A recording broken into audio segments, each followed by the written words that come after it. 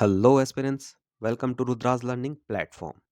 घटना चक्र के MCQ series में आज हम प्राचीन भारत के इतिहास के वैदिक काल से रिलेटेड क्वेश्चंस को देखेंगे। वीडियो को शुरू करने से पहले आप सभी से रिक्वेस्ट है कि चैनल को सब्सक्राइब करें, वीडियो को लाइक करें और ज़्यादा से ज़्यादा शेयर करें। आपका सपोर्ट हमारे लिए बहुत ज़रूरी है ताकि हम ज़्यादा से ज़्यादा कंटेंट आपको प्रोवाइड कर सकें। ठीक है, तो चलिए बिना देरी किए सीधे क्वेश्चंस पर आते हैं। पहला प्रश्न है, आर्य शब्द इंगित करता है ए नृजाति समूह को, बी यायावरी जन को, सी भाषा समूह को, डी श्रेष्ठ वंश को। करेक्ट आंसर हो जाएगा डी श्रेष्ठ वंश को। देखिए, आर्य जो है वह संस्कृत भाषा का शब्द है, ठीक है, जिसका शाब्दिक अर्थ क्या होता है, श्रेष्ठ या कुलीन। याद रखिएगा, आर्य जो है वह संस्कृत भाषा का शब्द है जिसका शाब्दिक अर्थ होता है श्रेष्ठ या कुलीन। ठीक है, चलिए अगले प्रश्न पर आते हैं। क्लासिकीय संस्कृति में आर्य शब्द का अर्थ है। देखिए फिर वही क्वेश्चन अभी जस्ट हमने पढ़ा। क्लासिकीय संस्कृति इसका मतलब क्या हुआ हिंदी में, वैदिक संस्कृति। तो क्लासिकीय संस्कृति या वैदिक संस्कृति में जो है आर्य शब्द का अर्थ होता है श्रेष्ठ या कुलीन। ठीक है, और यह एक संस्कृत भाषा का शब्द है। श्रेष्ठ या कुलीन को और अन्य भाषा में क्या कहेंगे, तो एक उत्तम व्यक्ति, अन्य भाषा नहीं अन्य तरीके से। ठीक है, तो यहाँ पर ऑप्शंस के हिसाब से हमारा ऑप्शन डी करेक्ट हो जाएगा। ठीक है, देखिए जो सिमिलर क्वेश्चंस है ना, वहाँ पर मैं थोड़ा फास्ट चलूँगा, ठीक है, क्योंकि बहुत सारे क्वेश्चंस हैं और एग्ज़ाम के पहले जल्द से जल्द कवर करना है। ठीक है, तो यहाँ पर थोड़ा कोऑपरेट कीजिएगा। चलिए अगले प्रश्न की ओर चलते हैं। सबसे पुराना वेद कौन सा है, A Yajurveda, B Rigveda, C Samaveda, D Atharvaveda. Correct answer हो जाएगा बी ऋग्वेद। देखिए, वेदों की संख्या कितनी है, कुल 4। सबसे प्राचीन कौन सा है, तो ऋग्वेद। उसके बाद आता है यजुर्वेद, यहाँ पे क्रम गलत दिया हुआ है, ठीक है, याद रखिएगा, सबसे प्राचीन ऋग्वेद है, फिर यजुर्वेद, फिर सामवेद, फिर सबसे आखिरी में और सबसे नवीन वेद कौन सा है, तो अथर्ववेद। ठीक है, याद रखिएगा इसे। सबसे प्राचीन वेद कौन सा है, ऋग्वेद, फिर क्रम क्या है, ऋग्वेद, यजुर्वेद, सामवेद और अथर्ववेद। ठीक है, चलिए अगले प्रश्न की ओर चलते हैं। त्रयी नाम है, 3 वेदों का, बी धर्म संघ युद्ध का, सी हिंदू धर्म के 3 देवताओं का, डी डी 3 मौसमों का। करेक्ट आंसर हो जाएगा ए 3 वेदों का। मैंने आपको बताया कि जो है वेदों की संख्या कितनी है, कुल 4, जिसमें शुरुआत के 3 वेद जो हैं, ऋग्वेद, यजुर्वेद, सामवेद, इनको वेद त्रयी या सिंपली त्रयी कहा जाता है। ठीक है, याद रखना। चलिए अगले प्रश्न पर चलते हैं। किस वैदिक ग्रंथ में वर्ण शब्द का सर्वप्रथम नाम उल्लेख मिलता है, A Rigveda, B Atharvaveda, C Samaveda, D Yajurveda. Correct answer हो जाएगा ए ऋग्वेद। देखिए, जो वर्ण शब्द है इसका वर्णन सबसे पहले ऋग्वेद में मिलता है। ऋग्वेद के ही 10वें मंडल में पुरुष सूक्त में जो है शूद्र शब्द मिलता है। पता होगा ऋग्वेद के 10वें मंडल में पुरुष सूक्त में जो है 4 वर्णों में बांटा गया था, ब्राह्मण, क्षत्रिय, शूद्र और वैश्य। ठीक है, तो ऐसे करके, ठीक है, आपको याद रखना है। ठीक है, चलिए अगले प्रश्न पर चलते हैं। वर्ण व्यवस्था से संबंधित पुरुष सूक्त मूलतः पाया जाता है। जस्ट मैंने अभी बताया कि ऋग्वेद के 10वें मंडल में पुरुष सूक्त का वर्णन है, जिसमें 4 प्रकार के वर्ण व्यवस्था को बताया गया है। क्या क्या, ब्राह्मण, क्षत्रिय, शूद्र और वैश्य। तो यहाँ पर ऑप्शन हो जाएगा सी ऋग्वेद। इसके अलावा मंडल भी याद रखना कि ऋग्वेद के किस मंडल में है, तो 10वें मंडल में पुरुष सूक्त का वर्णन है। ठीक है, चलो अगले प्रश्न पर चलते हैं। देखिए, सुमेलित करना है, यहाँ पर दिया हुआ है अथर्ववेद और ऋग्वेद, सभी वेदों को बताया गया है और कुछ वेदों का वर्णन दिया गया है। ठीक है, चलिए उत्तर देखते हैं। यहाँ पर जो है अथर्ववेद से हमें बलिदान की विधि का पता चलता है। सॉरी, मैंने गलत बोला। अथर्ववेद जो है वह औषधियों से संबंधित है। याद रखना, अथर्ववेद में हमें औषधियों से संबंधित जानकारी मिलती है। इसके अलावा ऋग्वेद से हमें ईश्वर की महिमा का पता चलता है। याद रखना, अथर्ववेद से औषधियों से संबंधित जानकारी मिलती है, ऋग्वेद से ईश्वर की महिमा का पता चलता है, वहीं यजुर्वेद में बलिदान विधि का वर्णन है। इसके अलावा सामवेद जो है संगीत से संबंधित है। ठीक है, याद रखिएगा। अथर्ववेद औषधियों से संबंधित है, ऋग्वेद में ईश्वर महिमा देवताओं की संस्तुति, यजुर्वेद में कर्मकांड बलिदान विधि, इसके अलावा सामवेद में संगीत का विस्तृत उल्लेख है। ठीक है, याद रखिएगा इन पॉइंट्स को। चलिए अगले प्रश्न को देखते हैं। दो सूचियां दी गई हैं सेम वैसे ही। ठीक है, एक साइड वेद दिए गए हैं और एक साइड उनके डिटेल्स दिए गए हैं। आपको मैच करके सही आंसर बताना है। चलिए सीधा एक्सप्लेनेशन ही देखते हैं। ऋग्वेद जो है, ऋग्वेद से हमें स्रोत एवं प्रार्थनाओं का पता चलता है। यजुर्वेद से हमें स्रोत एवं कर्मकांड का पता चलता है। वहीं सामवेद में गाए जा सकने वाली ऋचाओं का वर्णन है, या सीधा बोले तो संगीतमय स्रोत है यह। इसके अलावा अथर्ववेद से तंत्र मंत्र और वशीकरण की जानकारी मिलती है। ठीक है, यह देखिए, ऋग्वेद में स्रोत एवं प्रार्थनाएं हैं। इसमें कुल 1028 सूक्त और 10,552 ऋचाएं एवं मंत्र हैं। यजुर्वेद में स्रोत एवं कर्मकांड वर्णित है। सामवेद के पद गेय के रूप में संगीतमय स्रोत हैं, जिन्हें उद्गाता पुरोहित गाता कहा जाता है। इसके अलावा याद रखिएगा कि उद्गाता जो है पुरोहित, वह किस वेदों के गाता को कहा जाता है, तो वह होगा सामवेद। अथर्ववेद में कुल 20 अध्याय एवं 730 सूक्तों में तंत्र मंत्र एवं वशीकरण के संदर्भ में साक्ष्य हैं। ठीक है, चलिए अगला प्रश्न देखते हैं। निम्नलिखित चार वेदों में से किस एक में जादुई माया और वशीकरण का वर्णन है? सेम वही अभी हमने पढ़ा कि तंत्र मंत्र जादू टोना वशीकरण ये सभी अथर्ववेद में देखने को मिलता है। ठीक है, तो यहाँ पर हमारा ऑप्शन सी अथर्ववेद सही हो जाएगा। अगला प्रश्न है, ऋग्वेद में कितनी ऋचाएं हैं? ए 1028, बी 1017, सी 1128, डी 1020। करेक्ट आंसर हो जाएगा ए 1028। यहाँ पर एक्चुअल में गलत इसलिए है क्योंकि विलोपित इसलिए किया गया है क्योंकि ऋग्वेद में जो है 1028 सूक्त हैं और 10,552 या कहीं पर दिया होता है 10,462, ठीक है, ऋचाएं हैं। ठीक है, तो इसलिए शायद इस क्वेश्चन को विलोपित किया गया है। अगर यही पूछता कि ऋग्वेद में कितने सूक्त हैं तो करेक्ट आंसर होता ए 1028। ठीक है, अगला प्रश्न है, ऋग्वेद है स्रोतों का संकलन, कथाओं का संकलन, शब्दों का संकलन, युद्ध का ग्रंथ? करेक्ट आंसर हो जाएगा ए स्रोतों का संकलन। ऋग्वेद जो है स्रोत एवं प्रार्थनाओं का संकलन है। ठीक है, अगला प्रश्न है, दो सूचियां दी गई है। एक साइड दिया हुआ है ऋग्वेद और एक साइड दिया हुआ है ब्राह्मण ग्रंथ। आपको बताना है कौन से ब्राह्मण ग्रंथ किस वेद से संबंधित हैं।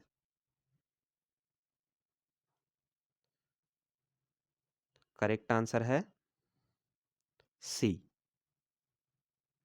देखिए, ऐतरेय ब्राह्मण जो है वह ऋग्वेद से संबंधित है, पंचविश सामवेद से, गोपथ अथर्ववेद से और शतपथ ब्राह्मण यजुर्वेद से। याद रखिएगा, ऐतरेय ब्राह्मण ऋग्वेद से, पंचविश सामवेद से, गोपथ अथर्ववेद से और शतपथ ब्राह्मण यजुर्वेद से संबंधित है। ठीक है, अगला प्रश्न है, निम्नलिखित में से कौन सा ब्राह्मण ग्रंथ ऋग्वेद से संबंधित है? अभी जस्ट हमने पढ़ा कि ऐतरेय ब्राह्मण जो है वह ऋग्वेद से संबंधित है। ठीक है, यह देखिए, ऐतरेय ब्राह्मण और कौशितकी ब्राह्मण यह ऋग्वेद से संबंधित है। पंचविश तांडव और जैमिनी ब्राह्मण जो है यह सामवेद से संबंधित है। शतपथ ब्राह्मण यजुर्वेद से संबंधित है। याद रखिएगा, ऐतरेय और कौशितकी ऋग्वेद से, पंचविश तांड्य और जैमिनी ब्राह्मण सामवेद से, शतपथ ब्राह्मण यजुर्वेद से संबंधित है। इसके अलावा गोपथ ब्राह्मण अथर्ववेद से संबंधित है। ठीक, याद रखिएगा। देखिए, आपको अगर वीडियो फास्ट लग रहा हो तो प्लीज़ कमेंट में बताएं, ठीक है? क्योंकि बहुत सारे एमसीक्यूज़ हैं, जल्दी जल्दी कवर करने हैं, ठीक है? इसलिए थोड़ा सा फास्ट चलना पड़ रहा है, ठीक है? तो अगर आपको कुछ ज़्यादा ही फास्ट लगे तो प्लीज़ कमेंट में बताइएगा, ठीक है? चलिए अगले प्रश्न पर चलते हैं। गोपथ ब्राह्मण संबंधित है, अभी जस्ट हमने पढ़ा, गोपथ ब्राह्मण संबंधित है अथर्ववेद से। करेक्ट आंसर हो जाएगा सी, अथर्ववेद। अगला प्रश्न है, ऋग्वेद का कौन सा मंडल पूर्णतः सोम को समर्पित है? ए 7वां मंडल, बी 8वां मंडल, सी 9वां मंडल, डी 10वां मंडल। करेक्ट आंसर हो जाएगा सी, 9वां मंडल। देखिए, ऋग्वेद का 9वां मंडल, ऋग्वेद के 9वें मंडल में सोम का उल्लेख है। ऋग्वेद में कुल 10 मंडल हैं। इसके 9वें मंडल में 114 सूक्त जो हैं वह सोम को समर्पित हैं। याद रखिएगा, ऋग्वेद में कुल कितने मंडल हैं? 10। इसका जो 9वां मंडल है यह सोम को समर्पित है। ठीक है, चलिए अगला प्रश्न देखते हैं। ऋग्वेद संहिता का 9वां मंडल पूर्णतः किसको समर्पित है? सेम अभी जस्ट हमने पढ़ा कि जो है ऋग्वेद का 9वां मंडल वह सोम से संबंधित है या सोम को समर्पित है। तो सोम और इस पेय पर नामकृत देवता, तो करेक्ट आंसर हो जाएगा डी। अगला प्रश्न है, यज्ञ संबंधी विधि विधानों का पता चलता है ऋग्वेद से, सामवेद से, ब्राह्मण ग्रंथों से या यजुर्वेद से? करेक्ट आंसर हो जाएगा डी, यजुर्वेद से। यज्ञ संबंधी विधि विधानों का पता यजुर्वेद से चलता है। यजुर्वेद के दो भाग होते हैं, शुक्ल यजुर्वेद और कृष्ण यजुर्वेद। याद रखिएगा, यज्ञ संबंधी विधि विधानों का पता यजुर्वेद से चलता है। यजुर्वेद के दो भाग हैं, शुक्ल यजुर्वेद और कृष्ण यजुर्वेद। ठीक है, अगला प्रश्न है, निम्नलिखित में से किसका संकलन ऋग्वेद पर आधारित है? ठीक है, देखो वेदों की संख्या तो 4 है, ऋग्वेद, यजुर्वेद, सामवेद, अथर्ववेद। तो ऋग्वेद के अलावा जो और 3 हैं उनमें से कौन सा वेद है जो ऋग्वेद पर आधारित है, यह आपको बताना है। ऑप्शंस है, A Yajurveda, B Samaveda, C Atharvaveda, D इनमें से कोई नहीं। करेक्ट आंसर हो जाएगा बी, सामवेद। ऐसे याद कर लो कि सामवेद में ना सॉन्ग्स हैं, ठीक है? सामवेद में क्या है? सॉन्ग्स। देखो ऐसे याद करो, सामवेद में क्या हुआ? साम से सॉन्ग्स, ठीक है, मतलब संगीत से संबंधित है। यजुर्वेद से यज्ञ, मतलब यज्ञ के जितने भी मंत्र संत्र हैं, विधि विधान है, उसका पता चलता है। ठीक, अथर्ववेद से जादू टोना हो गया। ठीक, तो ये से आप याद रखिएगा। तो जो है सामवेद मतलब सॉन्ग्स हो गया। अब सॉन्ग्स के लिए कहीं तो वर्ड्स चाहिए ना, तो वर्ड्स कहाँ से लिए गए हैं? तो ऋग्वेद से। बस ऐसे ही याद रखना कि ऋग्वेद पर आधारित कौन सा वेद है? तो सामवेद। ओके, चलो अगला क्वेश्चन देखते हैं। इसके अलावा यह भी देख लीजिए कि सामवेद में 1875 ऋचाएं हैं। ठीक है, हालांकि ऐसा प्रश्न तो आया नहीं है, बट फिर भी आप देखे रहिए, हो सकता है एग्जाम में पूछ दिया जाए। अगला प्रश्न है, भारत के किस स्थल की खुदाई से लौह धातु के प्रचलन के प्राचीनतम प्रमाण मिले हैं? A Takshashila, B Atranji Khera, C Kaushambi, D Hastinapur. Correct answer हो जाएगा बी अतरंजी खेड़ा। देखिए, अहिछत्र, अतरंजी खेड़ा, आलमगीरपुर, मथुरा, रोपण, श्रावस्ती, काम्पिल्य आदि स्थलों से खुदाई से, मतलब आदि स्थलों की खुदाई से लौह युगीन संस्कृति के अवशेष प्राप्त हुए हैं। याद रखिएगा, अहिछत्र, अतरंजी खेड़ा, आलमगीरपुर, मथुरा, रोपण, श्रावस्ती, काम्पिल्य आदि स्थलों की खुदाई से लौह युगीन संस्कृति के अवशेष प्राप्त हुए हैं। ठीक है, इसके अलावा अतरंजी खेड़ा है ना, यहाँ से लौह धातुमल तथा धातु शोधन में प्रयुक्त होने वाली भट्टियां मिली हैं, जिनसे यह संकेत मिलता है कि यहाँ लौह धातु को गलाने का कार्य स्थानीय रूप से होता था। ठीक, चलिए अगले प्रश्न पर चलते हैं। उपनिषद पुस्तकें हैं, ए धर्म पर, बी योग पर, सी विधि पर या डी दर्शन पर। मतलब उपनिषद जो है ना वह किस पर आधारित ग्रंथ है, यह आपको बताना है। करेक्ट आंसर हो जाएगा डी, दर्शन पर। उपनिषद दर्शन पर आधारित पुस्तकें हैं और इन्हीं उपनिषद को भी वेदांत भी कहा जाता है। याद रखिएगा, उपनिषद को ही वेदांत कहा जाता है और यह दर्शन पर आधारित पुस्तकें हैं। ठीक। अगला प्रश्न है, उपनिषदों का मुख्य विषय है, सेम क्वेश्चन, दर्शन। तो हमारा करेक्ट आंसर हो जाएगा बी।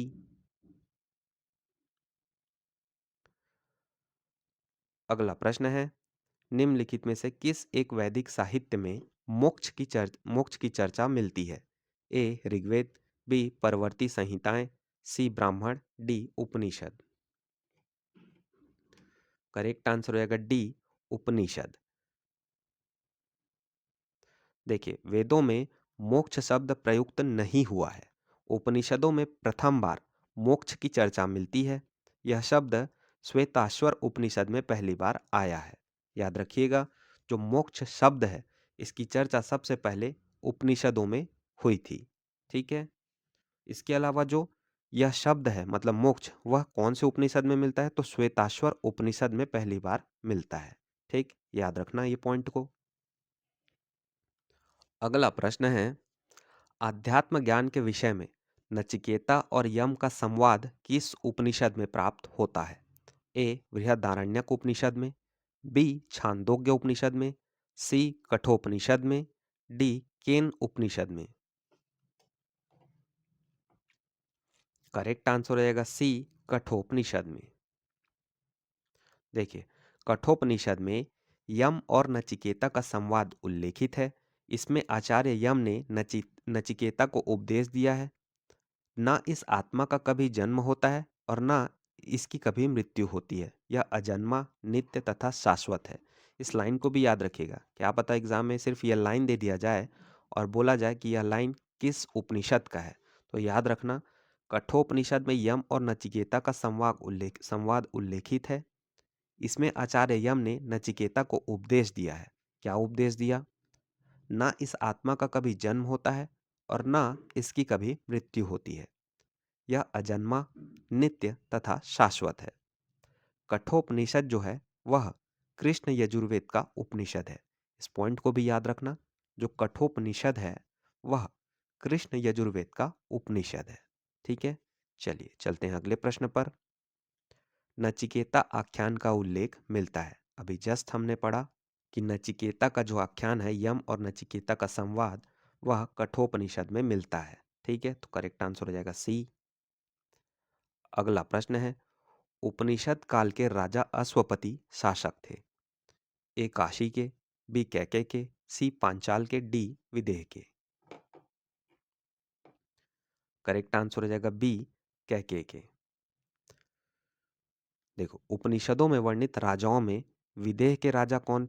विजय के राजा थे जनक, पांचाल के राजा थे प्रवाहण जाबाली, केकय के राजा थे अश्वपति और काशी के राजा थे अजातशत्रु। याद रखिएगा, उपनिषदों में राजाओं में विदेह राजा जनक, पांचाल के राजा प्रवाहण जाबाली, केकय के राजा अश्वपति और काशी के राजा अजातशत्रु का वर्णन दिया गया है। ठीक है, चलिए अगले प्रश्न की ओर चलते हैं। निम्नलिखित में से वैदिक साहित्य का सही क्रम कौन सा है? ए वैदिक संहिताएं, ब्राह्मण, आरण्यक, उपनिषद, बी वैदिक संहिताएं, उपनिषद, आरण्यक, ब्राह्मण, सी वैदिक संहिताएं, आरण्यक, ब्राह्मण, उपनिषद, डी वैदिक संहिताएं, वेदांग, आरण्यक, स्मृतियां। करेक्ट आंसर हो जाएगा ए।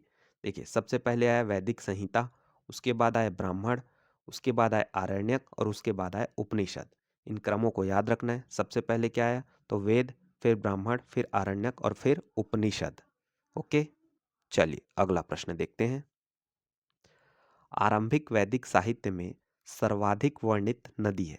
मतलब ये बोल सकते हैं कि वेदों में सबसे ज्यादा किस नदी का वर्णन किया गया है? ऑप्शन है, A Sindhu, B Shutudri, C Saraswati, D Ganga. Correct answer हो जाएगा ए गंगा। देखिए, गंगा नदी जो है, देखो यहाँ पर डिटेल देखते हैं और यहाँ पर मैंने गलत बोल दिया। करेक्ट आंसर होगा ए सिंधु नदी। सिंधु नदी का ऋग्वैदिक काल में सर्वाधिक महत्व था। इसी कारण इसका उल्लेख ऋग्वेद में सर्वाधिक हुआ है। सिंधु नदी को उसके आर्थिक महत्व के कारण हिरण्यनी कहा गया है। यह भी याद रखिएगा कि हिरण्यनी किस नदी का प्राचीन नाम है, तो सिंधु नदी का। और इसी सिंधु नदी का ऋग्वेद काल में ऋग्वेद में सबसे ज्यादा वर्णन हुआ है। ठीक, याद रखना, ऋग्वेद में किस नदी का सबसे ज्यादा बार वर्णन हुआ है, तो सिंधु नदी का। सिंधु नदी का प्राचीन नाम क्या है, तो हिरण्यनी। ठीक, चलिए अगले प्रश्न की ओर चलते हैं। वैदिक नदी अश्किनी की पहचान निम्नांकित नदियों में से किस एक के साथ की जाती है? मतलब आपको यह बताना है कि अश्किनी जो है किस नदी का प्राचीन नाम है। ऑप्शंस है ए ब्यास, बी रावी, सी चिनाब, डी झेलम। एक आंसर हो जाएगा सी चेनाब। देखिए, चेनाब नदी का प्राचीन नाम अश्किनी है। ठीक है, यह आपको याद रखना है। अगला प्रश्न है, ऋग्वेद में निम्नांकित किन नदियों का उल्लेख अफगानिस्तान के साथ आर्यों के संबंध का सूचक है? ऑप्शन है A Ashkini, B Parushni, C Kubha Krumu, D Vipasha Shutudri. Correct answer हो जाएगा सी कुभा क्रुमु। ऋग्वेद में उल्लेखित कुभा, क्रुमु और गोमती एवं सुवास्तु नदियां जो हैं वह अफगानिस्तान में बहती हैं। इन्हीं नदियों के उल्लेख से स्पष्ट होता है कि आर्यों का अफगानिस्तान के साथ गहन संबंध था। ठीक है, इसके अलावा इसका जो है कुभा, यह पुराना नाम है, इसका वर्तमान में नाम है कुभा का काबुल, क्रुमु का कुर्रम, गोमती का गोमल और सुवास्तु का स्वात। ठीक है, ये सभी नदियां जो हैं अफगानिस्तान में बहती थीं। ठीक है, इसी के आधार पर हाँ ऋग्वेद में यह कहा गया है कि यह आर्यों का सब संबंध जो है अफगानिस्तानियों के साथ रहा होगा। ठीक, अगला प्रश्न है, वैदिक नदी कुभा का स्थान कहाँ निर्धारित होना चाहिए? अभी जस्ट मैंने बताया कुभा, क्रुमु, गोमती, सुवास्तु ये सभी नदियां अफगानिस्तान में बहती थीं। तो करेक्ट आंसर हो जाएगा ए अफगानिस्तान। अगला प्रश्न है, सूची 1 को सूची 2 से सुमेलित करना है। सूची 1 में दिया गया है वैदिक नदियां, सूची 2 में दिए गए हैं आधुनिक नाम। ठीक है, आपको सूची 1 से सूची 2 को मिलाकर सही उत्तर बताना है। चलिए आंसर देखते हैं। अभी जस्ट हमने पढ़ा कुभा जो है वह काबुल का ही पुराना नाम है। ठीक है, प्राचीन नाम है। ठीक, इसके अलावा परुष्णी जो है वह रावी नदी का प्राचीन नाम है। सदानीरा गंडक नदी का प्राचीन नाम है और शुतुद्री सतलज नदी का प्राचीन नाम है। याद रखिएगा, कुभा काबुल नदी का, परुष्णी रावी का, सदानीरा गंडक नदी का और शुतुद्री सतलज नदी का प्राचीन नाम है। चलिए अगले प्रश्न की ओर चलते हैं। निम्नलिखित में से कौन सी प्रथा चतुष्टय वेदोत्तर काल में प्रचलित थी? ए धर्म अर्थ काम मोक्ष, बी ब्राह्मण क्षत्रिय वैश्य शूद्र, सी ब्राह्मण गृहस्थाश्रम वानप्रस्थ संन्यास, डी इंद्र शूद्र, इंद्र सूर्य रुद्र मरुत। यहाँ पर ए और सी को करेक्ट आंसर बताया गया है। देखिए, चारों पुरुषार्थ धर्म अर्थ काम मोक्ष की अवधारणा वैदिक काल में नहीं थी। मोक्ष की अवधारणा पहली बार उपनिषद में आई। ठीक है, और उसी प्रकार आश्रम व्यवस्था जो है ब्राह्मण ब्रह्मचर्य गृहस्थ वानप्रस्थ और सन्यास का प्रचलन वेदोत्तर काल में हुआ था। आश्रम शब्द की व्युत्पत्ति श्रम धातु से हुई है, यह भी आपको याद रखना है। जो देखिए चारों पुरुषार्थ थे, कौन कौन से? धर्म अर्थ काम मोक्ष। ठीक है, यह भी याद रखना, जो चार पुरुषार्थ कौन कौन से हैं, तो धर्म अर्थ काम मोक्ष। इसकी अवधारणा वैदिक काल में नहीं आई थी, उपनिषद में आई। और इसके अलावा जो आश्रम व्यवस्था है, कौन कौन से? ब्रह्मचर्य गृहस्थ वानप्रस्थ और सन्यास, इसका प्रचलन वेदोत्तर काल में हुआ था। आश्रम शब्द की व्युत्पत्ति श्रम धातु से हुई है। ठीक, अगला प्रश्न देखते हैं। धर्म तथा रीत भारत की प्राचीन वैदिक सभ्यता के एक केंद्रीय विचार को चित्रित करते हैं। इस संदर्भ में निम्नलिखित कथनों पर विचार कीजिए। पहला है, धर्म व्यक्ति के दायित्वों एवं स्वयं तथा दूसरों के प्रति व्यक्तिगत कर्तव्यों की संकल्पना था। दूसरा, रीत मूलभूत नैतिक विधान था जो सृष्टि और उसमें अंतर्निहित सारे तत्वों के क्रियाकलापों को संचालित करता था। उपरोक्त में से कौन कौन से कथन सही हैं आपको बताना है। करेक्ट आंसर रहेगा सी, एक और दो दोनों। देखिए यहाँ पर पहला और दूसरा कथन दोनों ही सही है। ठीक है।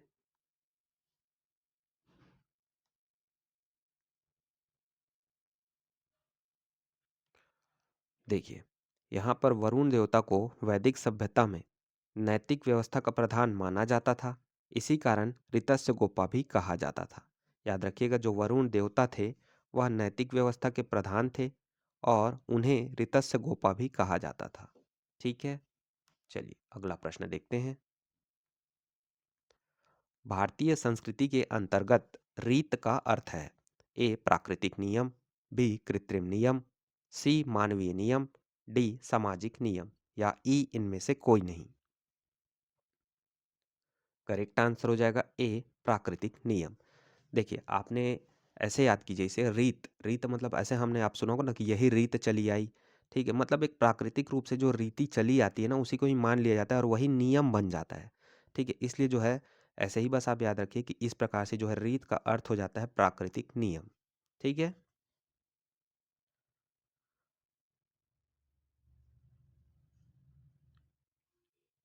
अगला प्रश्न है, निम्नलिखित वैदिक देवताओं में किसे उनका पुरोहित माना जाता था। ए अग्नि, बी बृहस्पति, सी धौस, डी इंद्र।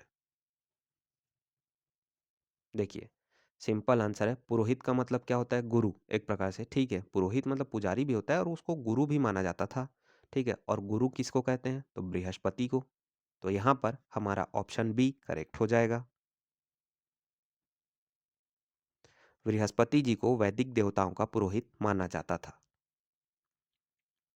अगला प्रश्न है, निम्नलिखित में से कौन सी वह ब्रह्मवादिनी थी जिसने कुछ वेद मंत्रों की रचना की थी। ए लोपामुद्रा, बी गार्गी, सी लीलावती, डी सावित्री। सावित्री ब्रह्मवादिनी मतलब, ठीक है, वेदों को पढ़ने वाली समझ लो, वेदों को बनाने वाली महिला या विदुषी बोल सकते हो।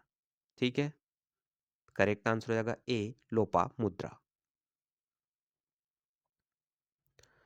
वैदिक साहित्य में कई ऐसी विदुषी स्त्रियों का उल्लेख मिलता है जिन्हें वेद मंत्रों की रचना की थी, जैसे कि अपाला, घोषा, विश्ववारा और लोपामुद्रा।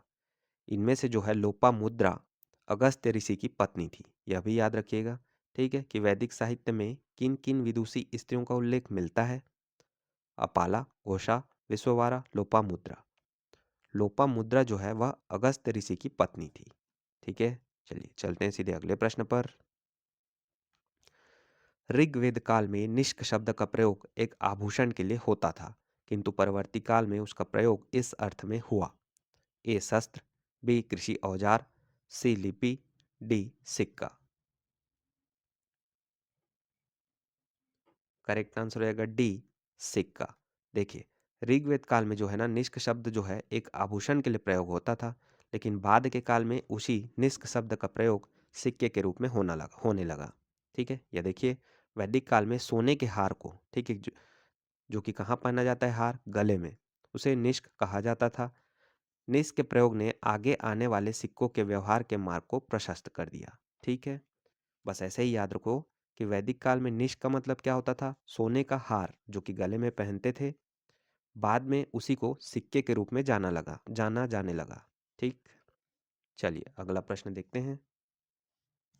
ऋग्वैदिक काल में निष्क किस अंग का आभूषण था। अभी मैंने बताया कि निष्क जो है सोने का आभूषण था जो कि गले में पहना जाता था। ठीक है, यह बोलो सोने का आभूषण या सोने का हार था। ठीक, अगला प्रश्न है, प्राचीन भारत में निशाका जाने जाते थे। ए स्वर्ण आभूषण, बी गायें, सी तांबे के सिक्के, डी चांदी के सिक्के। क्वेश्चन में बस निष्क को कंफ्यूज पैदा करने के लिए निशाका लिख दिया है और कुछ नहीं है। तो अभी जस्ट हमने पढ़ा निष्क या बोलो निशाका, यह गले में पहने जाने वाला एक स्वर्ण आभूषण है या एक बोल सकते हो सोने का एक हार है। ठीक, ठीक है, देखिए बौद्ध जातक में 3 प्रकार के स्वर्ण सिक्कों का उल्लेख मिलता है। मैंने यही आपको बताया कि निशाका जो है स्टार्टिंग में तो सोने का आभूषण था, फिर बाद में उसी को सोने का सिक्का मतलब सिक्का कहा जाने लगा। ठीक है, तो बस ये देखिए कि जो बौद्ध जातक है उसमें 3 प्रकार के स्वर्ण सिक्कों का उल्लेख मिलता है। प्रथम क्रम में निशाका या निष्क, दूसरे में सुवर्ण, तीसरे क्रम में मशाका। याद रखना, बौद्ध जातक में 3 प्रकार के स्वर्ण सिक्कों का उल्लेख मिलता है, निशाका, सुवर्ण और मशाका। ठीक है, इनमें सबसे कॉस्टली या सबसे महंगा होता था निशाका। ठीक है, और सबसे सस्ता होता था मशाका। ठीक, बस ये समझ लो कि निशाका जो है 24 कैरेट का हुआ करता था। ठीक है, उसके बाद सब नीचे के कैरेट के थे। ठीक, अगला प्रश्न है, बोगाज कोई महत्वपूर्ण है क्योंकि ऑप्शंस है, ए यह मध्य एशिया एवं तिब्बत के मध्य एक महत्वपूर्ण व्यापारिक केंद्र था। बी यहाँ से प्राप्त अभिलेखों में वैदिक देवताओं देवी देवताओं का नामोल्लेख प्राप्त होता है। सी वेदों के मूल ग्रंथों की रचना यहाँ से हुई थी। डी उपयुक्त में से कोई नहीं। करेक्ट आंसर हो जाएगा बी, यहाँ से प्राप्त अभिलेखों में वैदिक देवताओं एवं देवियों का नाम उल्लेख प्राप्त होता है। देखिए, एशिया माइनर स्थित बोगाज कोई अभिलेख से 14वीं शताब्दी ईसा पूर्व के अभिलेख में ऋग्वैदिक काल के देवताओं इंद्र मित्र वरुण नासत्य, ठीक है, का उल्लेख मिलता है। इससे ज्ञात होता है कि वैदिक आर्य ईरान से होकर ही भारत में आए होंगे। किस ग्रंथ से या किस अभिलेख से हमें पता चलता है कि वैदिक आर्य ईरान से होकर भारत आए होंगे? तो ऑप्शन क्या होगा? बोगाज कोई अभिलेख। यह कहाँ स्थित है? तो एशिया माइनर में। यह कितने शताब्दी का है? तो 14वीं शताब्दी ईसा पूर्व का है। इसमें किन किन ऋग्वैदिक काल के देवताओं का उल्लेख मिलता है? तो इंद्र वरुण मित्र और नाशत्य। ठीक है, इन बोगाज कोई अभिलेख से संबंधित इन पॉइंट्स को याद रखिएगा। अगला प्रश्न है, निम्नलिखित अभिलेखों में से कौन सा ईरान से भारत में आर्यों के आने की सूचना देता है? अभी जस्ट मैंने बताया कि बोगाज कोई अभिलेख से हमें यह जानकारी मिलती है कि ईरान से भारत में आर्य आ रहे होंगे। ठीक है, अगला प्रश्न देखते हैं। अगला प्रश्न है, 14वीं सदी ईसा पूर्व का एक अभिलेख जिसमें वैदिक देवताओं का वर्णन है प्राप्त हुआ है। चलिए स्किप करते हैं क्वेश्चन को, क्योंकि अभी जस्ट मैंने आपको बताया है कि 14वीं शताब्दी ईसा पूर्व का कौन सा अभिलेख है? बोगाज कोई अभिलेख, जो एशिया माइनर में स्थित है। इससे 4 देवताओं इंद्र मित्र वरुण नासत्य का पता चलता है। ठीक है, अगला प्रश्न देखते हैं।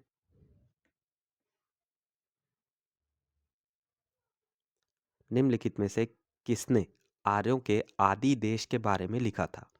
ए Shankaracharya, B Annie Besant, C Vivekananda, D Bal Gangadhar तिलक।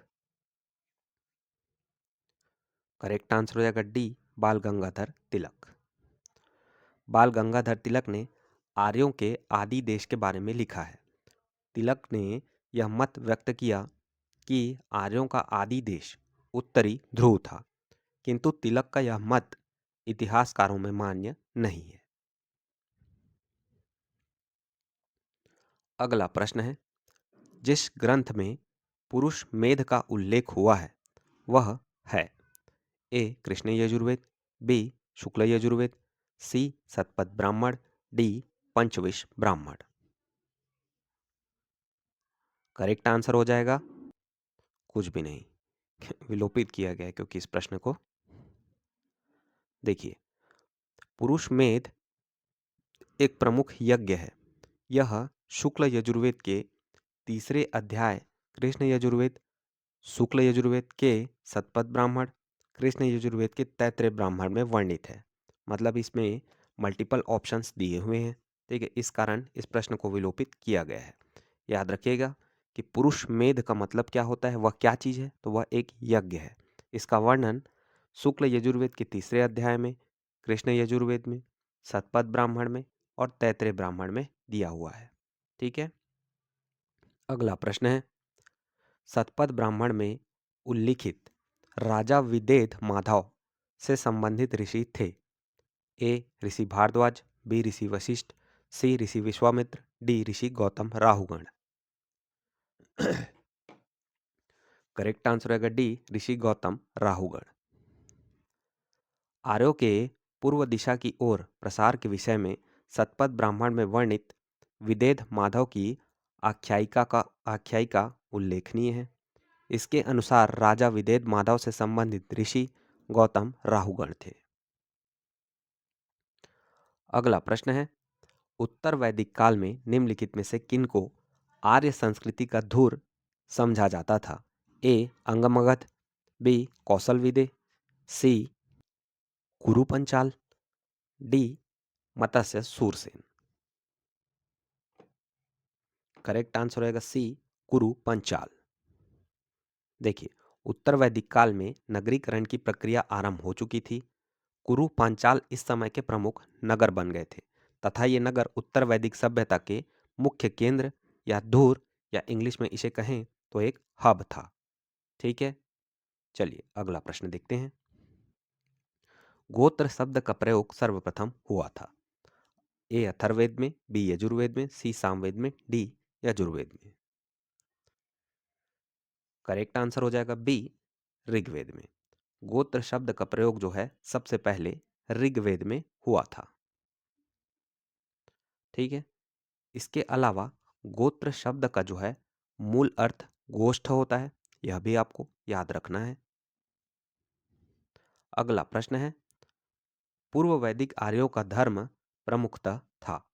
ए भक्ति, बी मूर्ति पूजा यज्ञ, सी प्रकृति पूजा और यज्ञ, डी प्रकृति पूजा और भक्ति। करेक्ट आंसर हो जाएगा सी, प्रकृति पूजा और यज्ञ। देखिए, पूर्व वैदिक आर्यों का धर्म मुख्यतः प्रकृति पूजा और यज्ञ पर आधारित था। भक्ति तथा मूर्ति पूजा का उदय मौर्योत्तर काल में हुआ था। अगला प्रश्न है, ऋग्वेद काल में जनता निम्न में से मुख्यतः किस में विश्वास करती थी? ए मूर्ति पूजा, बी एकेश्वरवाद, सी देवी पूजा, डी बलि एवं कर्मकांड। करेक्ट आंसर रहेगा डी, बलि एवं कर्मकांड। ऋग्वैदिक काल में लोग प्रकृति की शक्तियों, वैदिक देवता एवं देवियों की प्रार्थना, यज्ञ जिसमें बलि और कुछ कर्मकांड निहित थे में विश्वास करते थे। याद रखिएगा, ऋग्वैदिक काल में लोग प्रकृति की शक्तियों जैसे कि वैदिक देवता एवं देवियों की प्रार्थना, यज्ञ जिसमें बलि और कुछ कर्मकांड निहित थे में विश्वास करते थे। अगला प्रश्न देखते हैं, प्रसिद्ध 10 राजाओं का युद्ध किस नदी के तट पर लड़ा गया था? A Ganga, B Brahmaputra, C Kaveri, D Parushni. Correct answer हो जाएगा डी परुष्णी, जो कि रावी नदी का प्राचीन नाम है। दशराग्य युद्ध, 10 राजाओं का युद्ध परुष्णी, आधुनिक नाम है, रावी नदी के तट पर लड़ा गया था, जिसमें भरतों के राजा सुदास की विजय हुई थी। चलिए अगले प्रश्न पर चलते हैं। सेम ही क्वेश्चन है, पूछा गया है 10 राधाओं का युद्ध किस नदी के तट पर लड़ा गया था? तो होगा परुष्णी। आधुनिक नाम क्या है इसी नदी का? तो रावी नदी। ठीक है, और इसमें राजा सुदास जीता था। अगला प्रश्न है, निम्न में से किस नदी को ऋग्वेद में माते तमा, देवी तमा एवं नदी तमा संबोधित किया गया है? A Sindhu, B Saraswati, C Vitasta, D Yamuna. Correct answer हो जाएगा बी सरस्वती। ऋग्वेद में सरस्वती को माते तमा, देवी तमा और नदी तमा कहा गया है, अर्थात सबसे अच्छी माँ, सबसे अच्छी देवी और सबसे अच्छी नदी कहा गया है। अगला प्रश्न है, उस जनजाति का नाम बतलाइए जो ऋग्वैदिक आर्यों के पंचजन से संबंधित नहीं है। A Yadu, B Puru, C Turvasu, D Kikata. Correct answer हो जाएगा डी कीकट। ऋग्वैदिक आर्यों के पंचजनों में यदु, दृहयु, पुरु, अनु और तुर्वसु शामिल थे। याद रखिएगा, ऋग्वैदिक आर्यों के जो पंचजन थे उनमें यदु, दृहयु, पुरु, अनु और तुर्वसु शामिल थे। अगला प्रश्न है, प्राचीन काल में आर्यों के जीविकोपार्जन का मुख्य साधन था? ए कृषि, बी शिकार, सी शिल्पकर्म, डी व्यापार। करेक्ट आंसर हो जाएगा ए कृषि। जो प्राचीन काल में आर्य थे उनका मुख्य कार्य कृषि करना और पशुपालन करना था। ठीक है, अगला प्रश्न है, ऋग्वेद में उल्लेखित यव शब्द किस कृषि उत्पाद हेतु प्रयुक्त किया गया है? ए जौ, बी चना, सी चावल, डी गेहूं। करेक्ट आंसर हो जाएगा ए जौ। ऋग्वेद में जो यव शब्द है वह जौ के लिए उपयोग किया गया है। अगला प्रश्न, सूची 1 एवं सूची 2 को सुमेलित कीजिए तथा नीचे दिए गए कूट से सही उत्तर चुनिए। सूची में एक साइड अनाज के प्राचीन नाम दिए गए हैं, एक आधुनिक नाम दिए गए हैं। आपको बताना है कौन से अनाज का प्राचीन नाम कौन सा है। ठीक है, और इस आधार पर उत्तर का चयन करना है।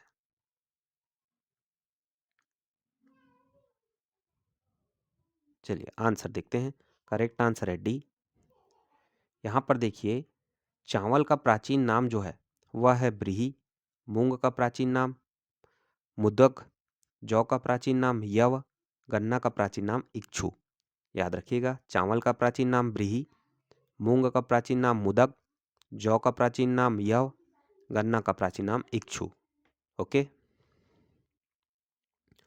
अगला प्रश्न है, ऋग्वैदिक पणि किस वर्ग के नागरिक थे?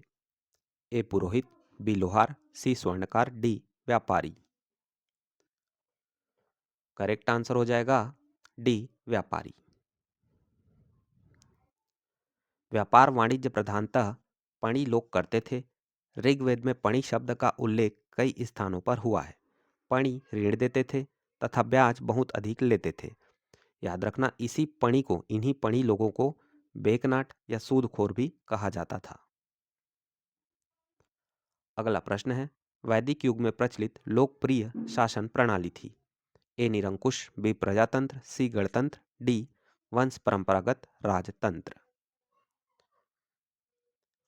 करेक्ट आंसर हो जाएगा डी वंश परंपरागत राजतंत्र। वैदिक काल में प्रचलित लोकप्रिय शासन प्रणाली वंश परंपरागत राजतंत्र प्रणाली थी। यद्यपि जनता द्वारा चुनाव के भी कुछ उदाहरण मिलते हैं, लेकिन बस आपको याद बस इतना ही रखना है कि वैदिक काल में जो है वंश परंपरागत राजतंत्र प्रणाली प्रचलित थी। चलिए अगले प्रश्न पर चलते हैं। अगला प्रश्न है, वैदिक युगीन सभा क्या थी? ए गांव के व्यावसायिक लोगों की संस्था थी, बी राजदरबार होता था, सी मंत्री परिषद थी, डी राज्य के समस्त लोगों की एक राष्ट्रीय सभा थी। आपको बताना है कि वैदिक काल में जो सभा शब्द है वह क्या थी या क्या था। करेक्ट आंसर हो जाएगा सी मंत्री परिषद। वैदिक काल में सभा और समिति नामक दो संस्थाएं राजा की निरंकुशता पर नियंत्रण रखती थी। संभवतः सभा कुलीन या वृद्ध मनुष्यों की संस्था थी जिसमें उच्च कुल में उत्पन्न व्यक्ति ही भाग ले सकते थे। ठीक है, इस क्वेश्चन के हिसाब से सभा जो है वह मंत्री परिषद होती थी। ठीक है, और दो सभाओं का जिक्र किया गया है, मतलब दो संस्थाओं का, सभा और समिति, जिसमें से सभा में ठीक है थोड़े हाई क्वालिटी के लोग रहते थे, समिति में थोड़े लोअर। अगला प्रश्न है, किस वेद में सभा और समिति को प्रजापति की दो पुत्रियां कहा गया है? करेक्ट आंसर हो जाएगा डी अथर्ववेद। अथर्ववेद में सभा और समिति को प्रजापति की दो पुत्रियां कहा गया है। अगला प्रश्न देखते हैं, ऋग्वैदिक जनसभा जो न्यायिक कार्यों से संबंधित थी वह आपको बताना है। क्या पूछा है क्वेश्चन में? ऋग्वैदिक जनसभा जो न्यायिक कार्यों से संबंधित थी। ठीक है, यह आपको बताना है। करेक्ट आंसर हो जाएगा यहाँ पर ए सभा। देखिए, मैंने आपको बताया कि ऋग्वैदिक जो जनसभा थी, ठीक है, उसमें से जो है सभा वो न्यायिक कार्य किया करते थी। सभा, समिति और विदत ऋग्वैदिक कालीन जनतांत्रिक संस्थाएं थी। इन संस्थाओं में सभा न्यायिक कार्यों से संबंधित थी। ऋग्वेद में सभा का 8 बार उल्लेख हुआ है। ठीक है, चलिए अगला प्रश्न देखते हैं। आयुर्वेद अर्थात जीवन का विज्ञान का उल्लेख सर्वप्रथम मिलता है किसका? आयुर्वेद अर्थात जीवन का विज्ञान का उल्लेख किस में मिलता है? करेक्ट आंसर हो जाएगा डी, अथर्ववेद में। देखिए, अथर्ववेद में सामान्य मनुष्यों के विचारों तथा अंधविश्वासों का विवरण मिलता है। इसमें विविध विषयों जैसे कि रोग निवारण, समन्वय, राजभक्ति, विवाह, प्रणय गीत आदि के विवरण सुरक्षित हैं। याद रखिएगा, जितना भी अंधविश्वास, जादू टोना, वशीकरण, ये सब अथर्ववेद में मिलता है। ठीक है, चलिए अगला प्रश्न देखते हैं। ऋग्वेद धर्म था ए बहुदेववादी, बी एकेश्वरवादी, सी अद्वैतवादी, डी निवृत्त मार्गी। करेक्ट आंसर हो जाएगा ए बहुदेववादी। पता होगा ना, ऋग्वेद में इंद्र, मित्र, वरुण, नासत्य, ठीक है, इन सभी का वर्णन, ठीक है, मिलता है। तो एक ईश्वर पे तो विश्वास था नहीं इनका। ठीक है, तो करेक्ट आंसर हो जाएगा ए बहुदेववादी। चलिए अगला प्रश्न देखते हैं। सर्वाधिक ऋग्वैदिक सूक्त समर्पित है ए अग्नि को, बी इंद्र को, सी रुद्र को, डी विष्णु को। करेक्ट आंसर हो जाएगा बी इंद्र को। ऋग्वेद में इंद्र के लिए 250 सूक्त हैं, तो वहीं अग्नि के लिए 200 सूक्त हैं। याद रखना, सबसे ज़्यादा ऋग्वेद में 250 सूक्त इंद्र के लिए हैं, और वहीं दूसरे नंबर पर अगर बोला जाए तो 200 सूक्त है किसके लिए? अग्नि के लिए। ठीक है, अगला प्रश्न है, निम्नलिखित में से किसे ऋग्वेद में युद्ध देवता समझा जाता है? ए अग्नि को, बी इंद्र को, सी सूर्य को, डी वरुण को। करेक्ट आंसर हो जाएगा बी इंद्र को। देखिए, यहाँ पर मैंने आपको बताया था कि जो इंद्र हैं वह युद्ध के नेता एवं वर्षा के देवता माने जाते हैं। ठीक है, अगला प्रश्न है, ऋग्वेद में सर्वाधिक संख्या में मंत्र संबंधित है। तो अभी मैंने आपको बताया 250 जो है वह इंद्र के लिए है और 200 अग्नि के लिए है। तो यहाँ पर इंद्र तो ऑप्शंस में नहीं है, तो दूसरे नंबर पे क्या होगा? अग्नि। ठीक है,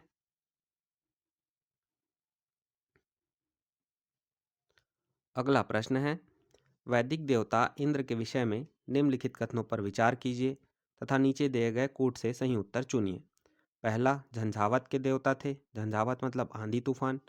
दूसरा, पापियों को दंड देते थे। तीसरा, नैतिक व्यवस्था के संरक्षक थे। चौथा, वर्षा के देवता थे। करेक्ट आंसर हो जाएगा, यहाँ पर 1 और 4 सही हैं। मैंने आपको बताया कि जो इंद्र है वह आंधी तूफान के देवता थे और वर्षा के देवता थे।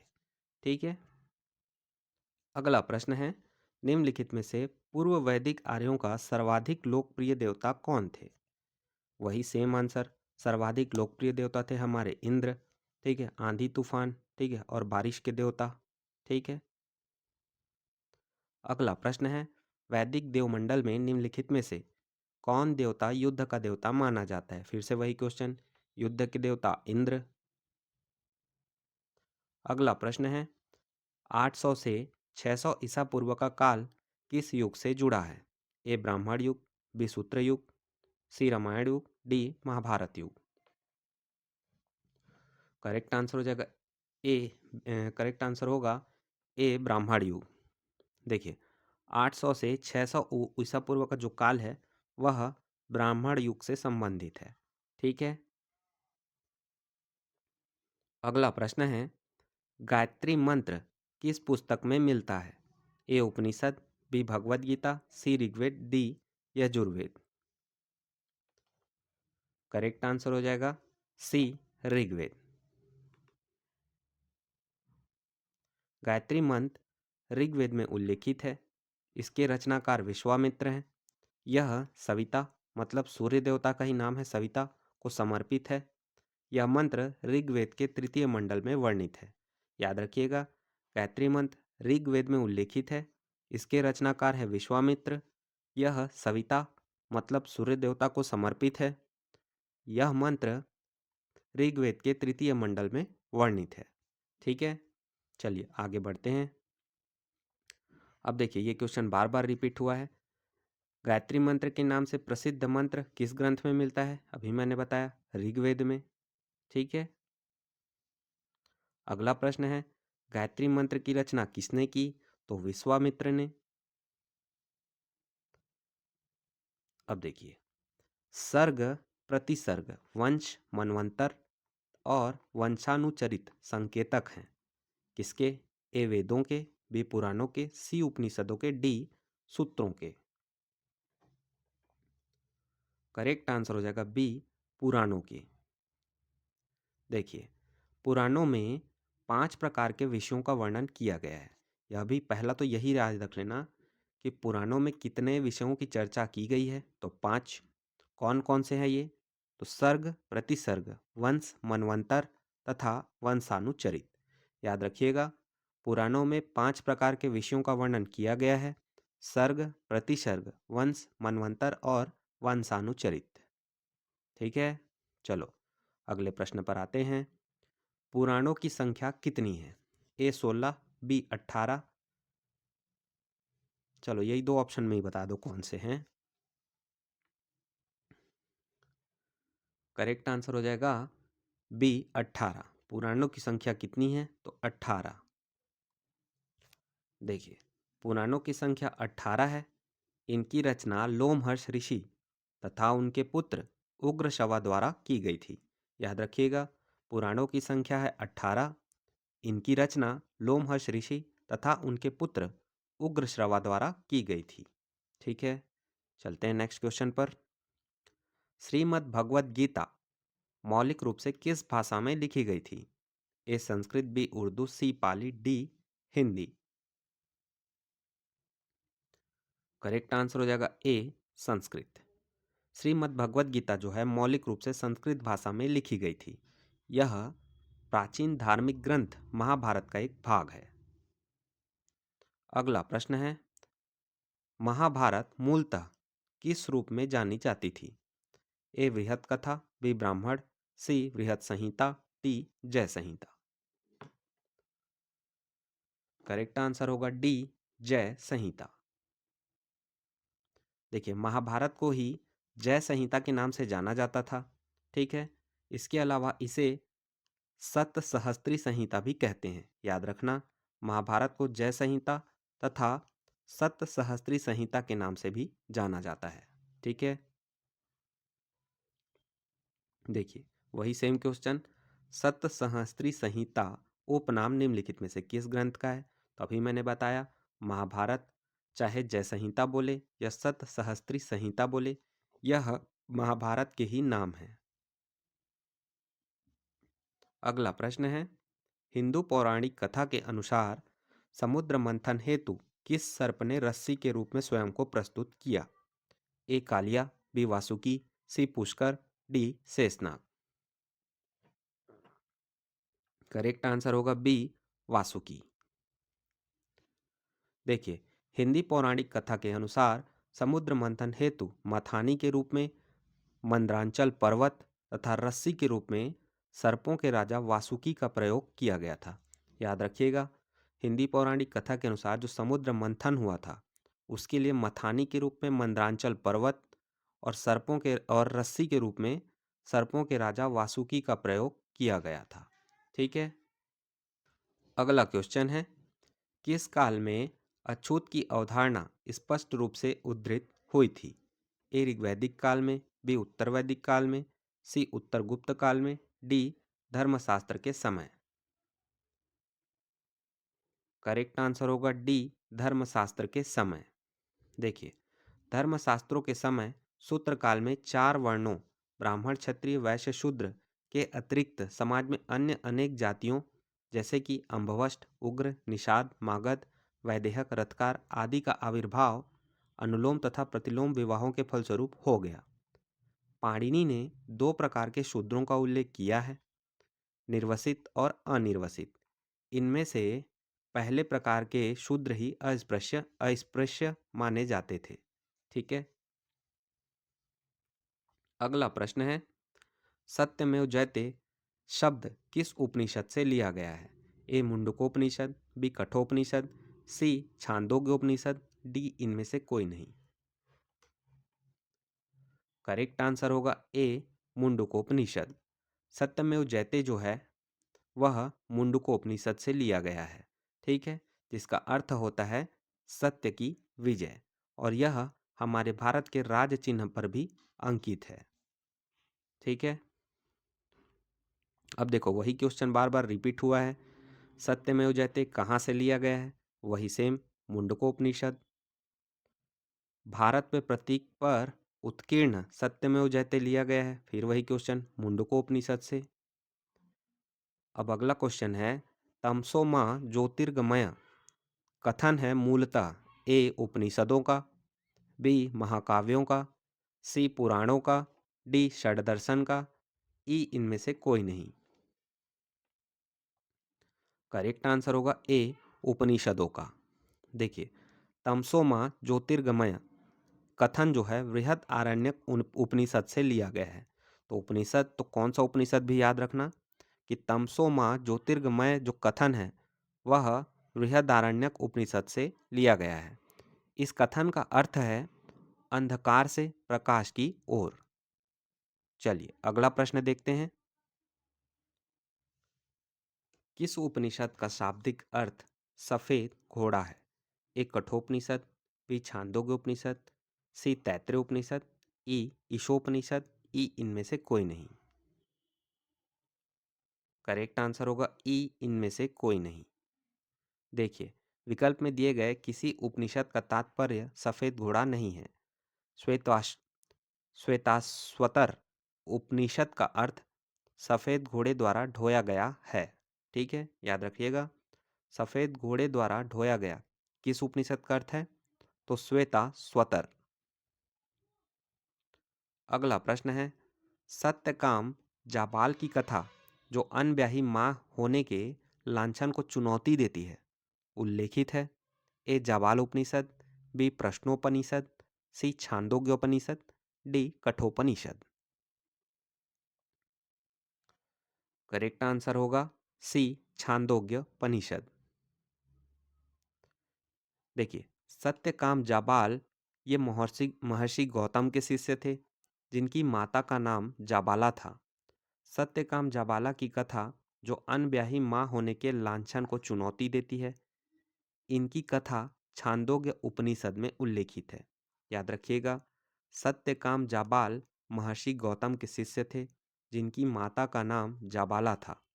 सत्यकाम जाबाल की कथा जो अनब्याही मां होने के लांछन को चुनौती देती है, इनकी कथा छांदोग्य उपनिषद में उल्लेखित है, ठीक है। अगला प्रश्न है ऋग्वेद की मूल लिपि थी? ए देवनागरी, बी खरोष्ठी, सी पाली, डी ब्राह्मी। करेक्ट आंसर हो जाएगा डी ब्राह्मी। देखिए ऋग्वेद जो है वह ब्राह्मी लिपि में लिखी गई थी। इसके अलावा ऋग्वेद में 10 मंडल और 1028 सूक्त हैं। ऋग्वेद के पुरोहित को होता कहा जाता था। याद रखिएगा ऋग्वेद की जो लिपि वह ब्राह्मी थी। ऋग्वेद में 10 मंडल और 1028 सूक्त हैं। इसके अलावा ऋग्वेद के पुरोहित को होता कहा जाता था, ठीक है। देखिए सेम क्वेश्चन है वैदिक कर्मकांड में होता का संबंध किससे है? तो अभी मैंने बताया कि होता जो है ऋग्वेद के पुरोहित को कहा जाता था। तो करेक्ट आंसर हो जाएगा ए ऋग्वेद से। अगला प्रश्न है अवेस्ता और ऋग्वेद में समानता है। अवेस्ता किस क्षेत्र से संबंधित है? ए भारत, बी ईरान से, सी इजराइल से, डी मिस्र से। करेक्ट आंसर होगा बी ईरान से। देखिए जो अवेस्ता है ना वह ईरान वासियों का ग्रंथ है, यह ईरान का ही ग्रंथ माना जाता है। देखिए अवेस्ता और ऋग्वेद दोनों भाषिक समानताओं के कारण आर्यों की सभ्यता से संबंधित माने जाते हैं। अवेस्ता ईरान के क्षेत्र से संबंधित है, ठीक है। अगला प्रश्न है वैदिक काल में किस जानवर को अघन्या माना गया है? ए बैल, बी भेड़, सी गाय, डी हाथी। करेक्ट आंसर होगा सी, गाय। देखिए, वैदिक काल में गाय को अघन्य मतलब न मारे जाने योग्य माना गया है। ठीक है। अगला प्रश्न है, सेम क्वेश्चन, बार बार रिपीट हुआ है कि ऋग्वेद में अघन्या का प्रयोग हुआ है, सेम गाय के लिए। करेक्ट आंसर हो जाएगा बी। फिर वही क्वेश्चन, ऋग्वेद में परिच्छेदों में प्रयुक्त अघन्य शब्द क्या है? तो गाय के लिए प्रयोग किया गया है, न मारने योग्य इसका मतलब होता है। अगला प्रश्न है, ऋग्वेद कालीन आर्यों और सिंधु घाटी के लोगों की संस्कृति के बीच अंतर के संबंध में कौन कौन सा कथन सही है? क्या बताया गया है? ऋग्वेद कालीन जो आर्य थे और सिंधु घाटी के लोग थे, उनमें अंतर बताया गया है। ठीक है। और उनसे रिलेटेड कथनों में कौन कौन से कथन सही हैं आपको बताना है। पहला है, ऋग्वेद कालीन आर्य कवच और शीर शास्त्र मतलब हेलमेट का उपयोग करते थे, जबकि सिंधु घाटी सभ्यता के लोगों में इनके उपयोग का कोई साक्ष्य नहीं मिलता। दूसरा कथन है, ऋग्वेद कालीन आर्यों को स्वर्ण, चांदी, ताम्र का ज्ञान था, जबकि सिंधु घाटी के लोगों को केवल ताम्र और लौह का ज्ञान था। तीसरा कथन है, ऋग्वेद कालीन आर्यों ने घोड़े को पालतू बना लिया था, जबकि इस बात का कोई साक्ष्य नहीं है कि सिंधु घाटी के लोग इस पशु को जानते थे। ठीक है। इन तीनों कथनों में बताना है कि कौन कौन से कथन सही हैं। देखिए, चलिए आंसर देखते हैं। यहाँ पर केवल एक सही होगा। क्यों? क्योंकि सिर्फ पहला ही कथन सही है। देखिए, ऋग्वेद कालीन जो थे लोग थे, वह मतलब जो आर्य लोग थे, वो लोग कवच और हेलमेट का उपयोग करते थे, जबकि सिंधु घाटी सभ्यता के लोगों में इसके उपयोग का कोई साक्ष्य नहीं मिला है। देखो, सिंधु घाटी की सभ्यता में ना कोई ना तो युद्ध का साक्ष्य मिला है, ठीक है, ना तो ऐसा कोई हेलमेट, कवच ये सभी का साक्ष्य मिला है। ठीक है, तो पहला कथन सही हो जाएगा। दूसरा कथन देखो, यहाँ पर क्या बोला है कि सिंधु घाटी के लोगों को केवल ताम्र और लोहे का ज्ञान था, तो यह अब तो बिल्कुल गलत है, क्योंकि सिंधु घाटी की सभ्यता एक कांस्य युगीन सभ्यता थी। उनको लोहे का ज्ञान का नहीं था, तांबे का तो ज्ञान था। क्यों? क्योंकि कॉपर और टीन मतलब तांबा और टीन से ही कांसा बनाया जाता था, तो इसलिए तांबे का ज्ञान तो था, लेकिन लोहे का ज्ञान नहीं था। ठीक है, इसलिए कथन दो गलत हो जाएगा। तीसरा देखो, ऋग्वेदिक ऋग्वेद कालीन आर्यों ने घोड़े को पालतू बना लिया था, ठीक है, जबकि इस बात का कोई साक्ष्य नहीं है कि सिंधु घाटी के लोग इस पशु को जानते थे। तो यह कथन तो गलत हो जाएगा। क्यों? क्योंकि सिंधु घाटी सभ्यता से घोड़े के जो है हड्डियों के अवशेष मिले हैं। ठीक है, तो ये तो नहीं बोल सकते कि वो लोग घोड़े को नहीं जानते रहे होंगे। ठीक है, तो इसलिए तीसरा कथन भी गलत हो जाएगा।